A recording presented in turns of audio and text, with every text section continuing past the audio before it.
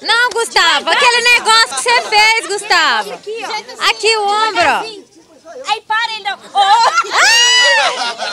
Faz, Gustavo. Pra lá e pra cá. Aí para! Ai, que doideira. Faz mais. Doido. Ai, que nervoso! Doideira, cara! Que onda! Ô, Magda, para! Passa. Agora é nas pernas, agora. Não, tem jeito não. Olha, as pernas. Quando você fazer isso? Vai. Mas você não pode equilibrar, não, hein?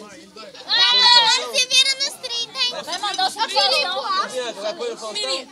Menino. A mãe dele autorizou. Jaqueline.